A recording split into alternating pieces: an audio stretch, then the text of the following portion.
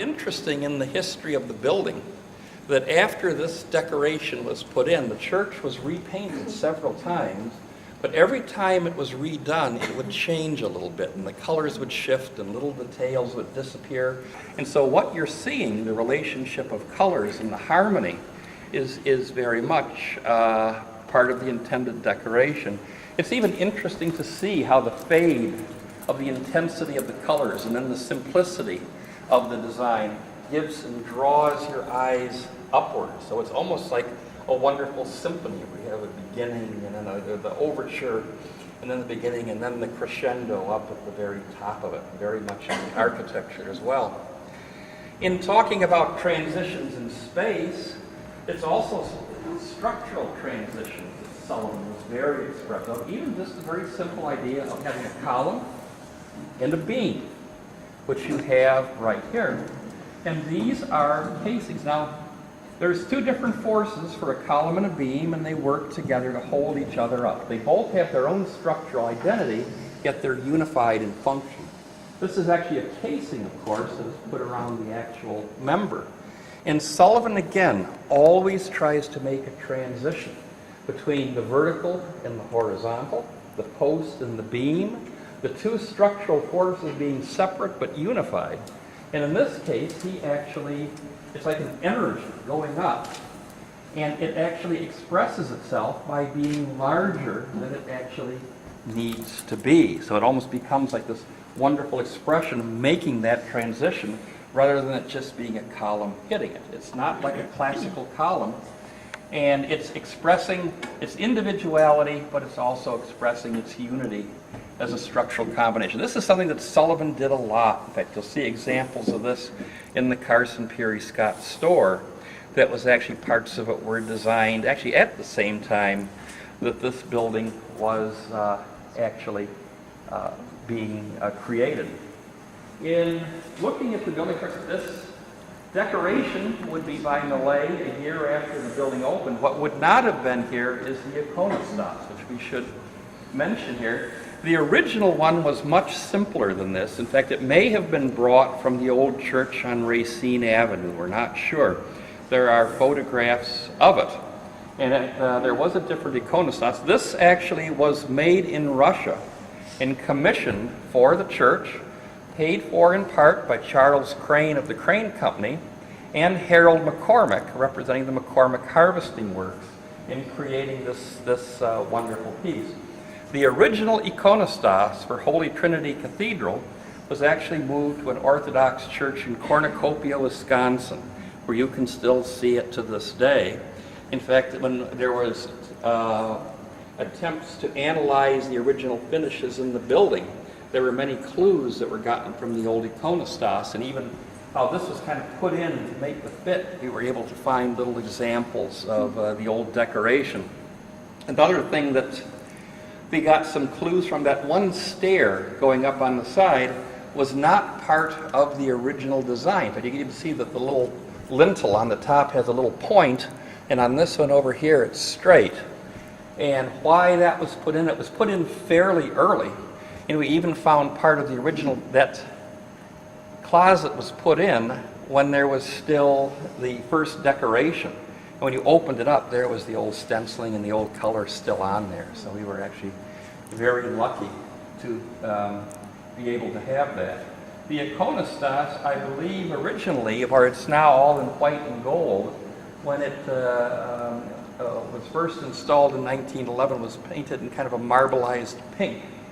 But this decorative scheme has been here for a long time. The light fixtures, very simple and beautiful. These were here when the building opened. What is not here when the building opened is the chandelier, undoubtedly planned as part of the original building and carried out in the workshop of Louis Millet. Now, one of the things I think is going to be one of the great things in the concert, I'm looking forward to the music. This is the way to experience a building.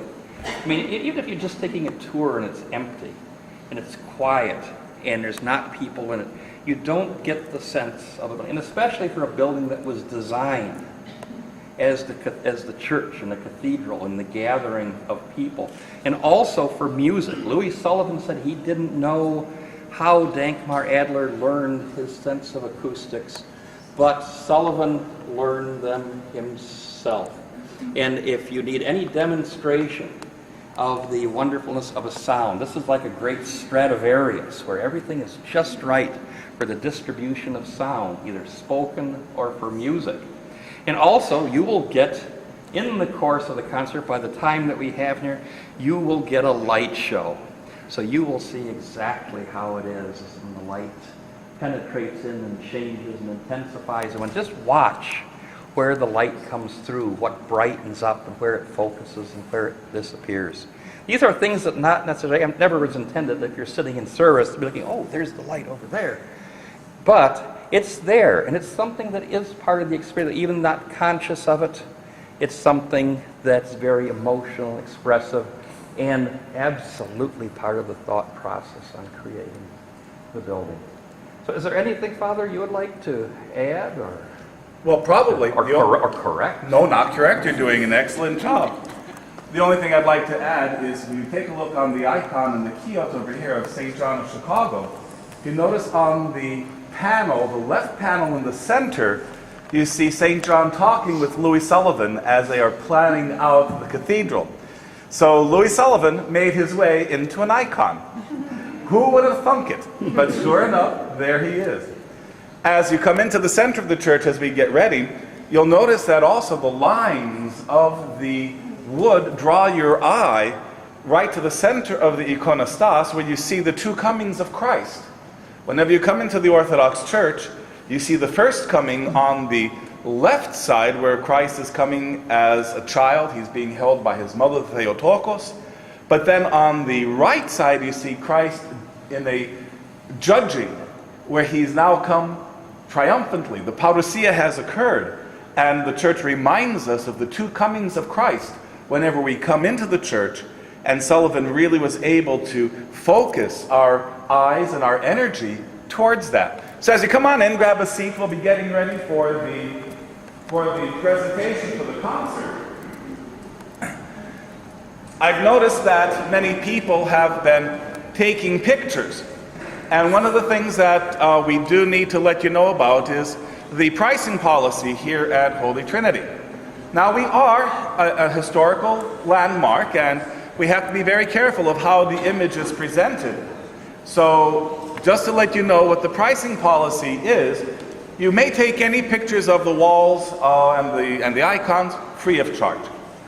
Pictures with the dean in them will cost you $25. Pictures with the dean and a smile on his face will be $75.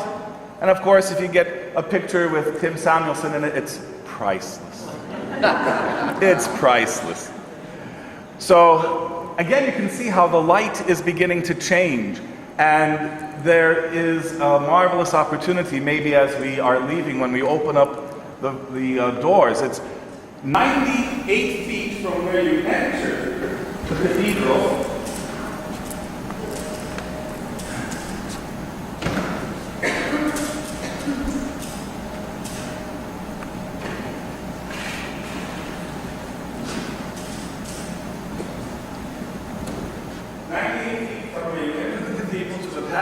Back of the sanctuary, 47 feet wide and 76 feet from the floor to the dome.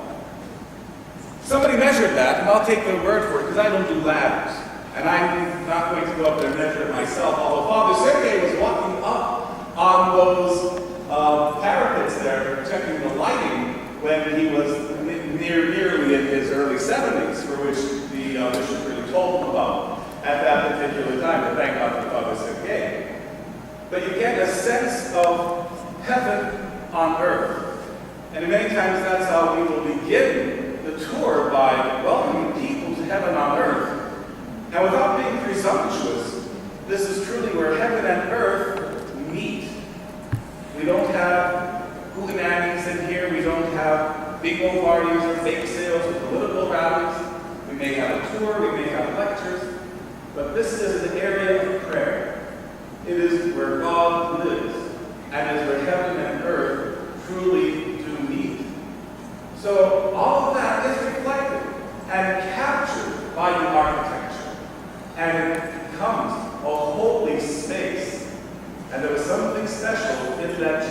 of Louis Sullivan that allowed all of this to come about